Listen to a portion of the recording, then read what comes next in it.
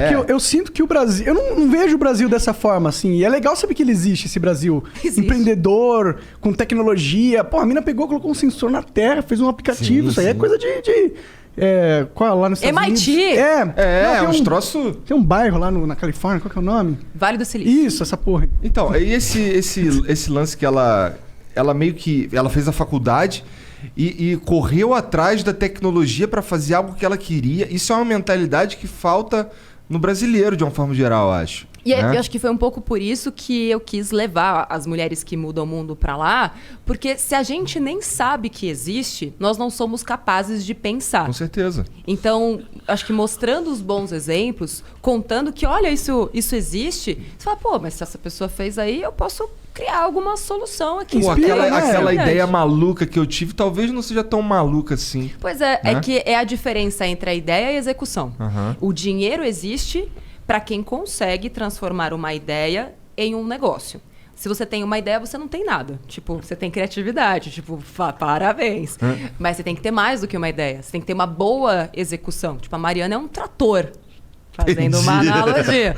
Mariana é um trator de execução, sabe? Então, na hora que o cara do Venture Capital, que a gente chama de VC, vai olhar para um negócio...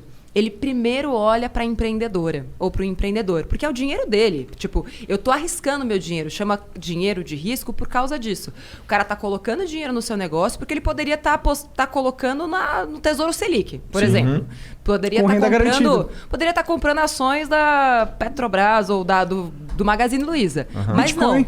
Não. Bitcoin. Tá valendo hoje em dia. Ele tá, enfim, tá colocando pode botar lá no em qualquer lugar cripto. que não seja um maluco. Pois é, só que ele tá apostando na sua empresa porque ele acredita que a tua empresa vai ter um potencial de valorizar o capital dele muito mais do que colocando no mercado tradicional ou até mesmo no mercado como criptomoedas, entendeu? Entendi. Então, você precisa entender como o mercado pensa para conseguir atingi-lo. Porque se você ficar com esse ranço, mas o mercado, capitalismo... Cara, então não reclama da vida que você tem.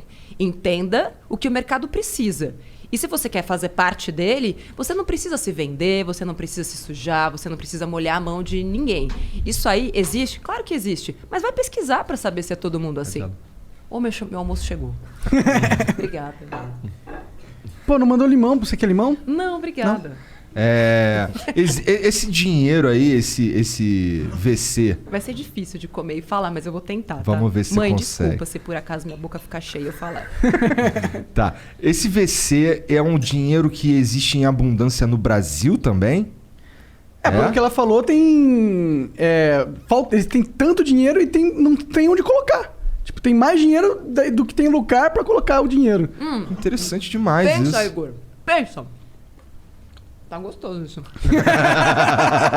Nossa, pensa. Quanto que vale o real hoje? O real vale 5 vezes menos que o dólar. Quase 6. Quase 6. Pensa você, um investidor americano ou que está muito capitalizado em dólar.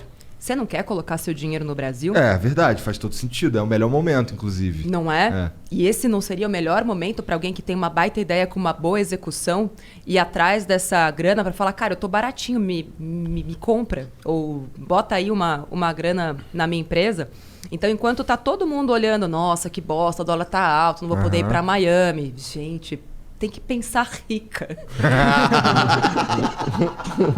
Faça-me o favor, entendeu? Você tem que pensar, assim, pra onde o dinheiro quer ir. E o dinheiro quer ir pra mim, entendeu? É isso, tipo, pra onde o dinheiro vai? Pra mim, porque ele não tem outra saída. É assim que o empreendedor precisa pensar. Eu sou o melhor lugar para esse dinheiro estar neste momento, porque eu tenho um bom negócio, tenho uma baita capacidade de crescimento, eu tenho um câmbio desvalorizado, o que é excelente para quem está trazendo dinheiro aqui. Eu só preciso rezar para que não façam mais merda, né, lá no governo, para assustar os investidores estrangeiros, que é por isso, inclusive, que a gente tá com uma moeda tão desvalorizada, né? Os gringos acabaram indo embora, falaram, Deus que me livre, deixar meu dinheiro aqui. E aí o dólar foi ficando raro. Eu quero investir, mas não dá. Os caras são um bando de retardado. Fala, o que vai acontecer nesse país? Enfim, a gente espera que melhore um pouquinho. Mas é isso. E mesmo assim, com tudo isso que está acontecendo, a gente vê um monte de empresa sendo comprada, porque os fundos internacionais pensam que eles são como se fossem times de futebol. Eles têm lá os olheiros deles, olhando e rastreando o mundo inteiro. Tipo, radares, assim. Oportunidades, onde estão.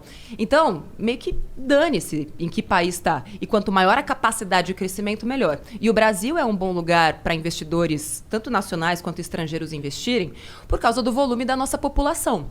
Quanto maior é a sua população, maior é a sua capacidade de escalar o negócio. De escalar o negócio.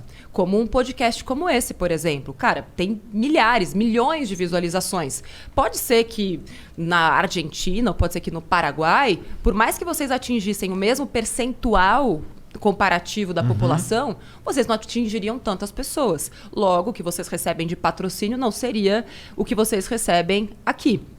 Então, quanto maior é a população de um país, maior é a capacidade daquele negócio escalar e mais dinheiro você vai receber. Entendi. Faz sentido pra caralho. Esses investidores aí, eles geralmente são, por exemplo, pessoas comuns que ficaram... Não, o que eu quero dizer com isso? Os investidores? Não. Porque assim, esses investidores aí, por exemplo, a gente tá falando de pessoa física. Não necessariamente. Podem ser em grupos econômicos. Depende do volume de capital que você está falando. Tem investidores anjo, por exemplo. Os investidores anjo são aqueles que geralmente entram no começo do negócio. E quando a gente vai para essa história de VC, de Venture Capital, a gente chama de rodadas. Talvez vocês já tenham escutado falar, o Nubank está na rodada de Series A, Series C, Series B. A gente conversou com um cara que ele explicou um pouquinho desse negócio. Cada um é um tipo de valor, exatamente. Vai aumentando. E é isso, quanto mais o seu negócio cresce, você mostra para o mundo que, olha, eu tenho capacidade de receber mais dinheiro. E cada vez que o cara vai lá e coloca mais dinheiro, e o cara, daqui a pouquinho eu vou explicar quem é o cara, tá? Cada vez que vem um fundo, por exemplo, colocar mais dinheiro, ele também está acreditando que com aquela grana que ele está colocando, o negócio vai escalar. E não é que ele aposta.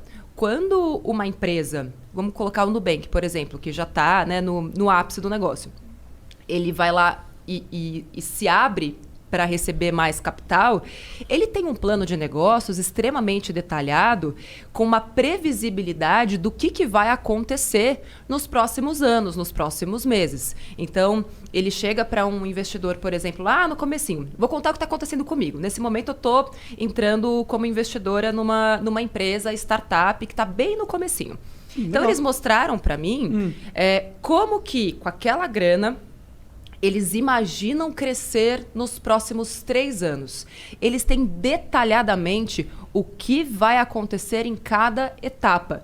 E é claro que ao longo do caminho algumas coisas podem mudar, mas é como se fosse uma hipótese. Se tudo que eles colocaram ali acontecer, então a capacidade daquele negócio de escalar daqui a 3 anos é gigantesca. Então, isso me mostra que faz sentido eu colocar o meu capital ali dentro daquela empresa. Eu falo, beleza, vamos apostar. Só que eu estou no comecinho, estou entrando bem, né, no comecinho da empresa. Quando a gente for fazer a próxima rodada, se tudo der certo, a grana que vão colocar vai ser muito maior. E aí, quando você vai para rodadas mais altas, a gente já está falando de fundos de investimentos. Então, por exemplo, tem o SoftBank, que é um dos mais conhecidos. São fundos bilionários, trilionários, muitas vezes, que estão lá com muito dinheiro e são empresas que se conectam para formar um fundo. Tem alguns fundos que olham para setores específicos. O SoftBank, por exemplo, investe muito em empresas de tecnologia ligadas a mercado bancário, financeiro, edtechs, Esse SoftBank é um negócio chinês, não é? SoftBank, se eu não me engano, é chinês ou japonês. Eu conheci o CEO deles. Eu lembro de ter visto uma reportagem do CEO deles, que era um cara famosão lá. Isso. E era a primeira vez que iam dar tanta grana para um cara, alguma Exatamente. coisa assim. Eu participei 2 anos atrás de um evento bem bacana chamado Brasil at Silicon Valley, que foi lá no Vale do Silício. E ele estava lá. E foi legal porque ele estava contando o que ele enxerga nas empresas. Esse cara não era o CEO, ele é como se fosse esse olheiro. Ele está para o mercado de empresas como o olheiro... Tem outro nome? É olheiro mesmo. É olheiro. Tá para o futebol. E ele está falando, olha, nós estamos agora disponibilizando 5 bilhões de reais para a América Latina. na época. Então é isso, tipo, se você tá atento a tudo isso, pô, o SoftBank tá com Tem 5 bilhões de dinheiro aí que podia ser meu. Para 2020. Só 2020? Só 2020. Então eles já gastaram essa grana aqui no Provavelmente Brasil? Sim, provavelmente sim. Só que a América Latina é grande, né? Ah, a gente não tá jogando sozinho. Você tem México, você tem outros países. Mas o que você, como empreendedor ou empreendedora brasileira, vai fazer para, pô, pelo menos uns 10 milha aí eu consigo. Mas é também entender, se você é muito pequenininha, um banco desse não tem interesse. Ele está colocando muita grana porque ele quer muito retorno. Nesse caso, pode fazer sentido mais um investimento anjo. E eles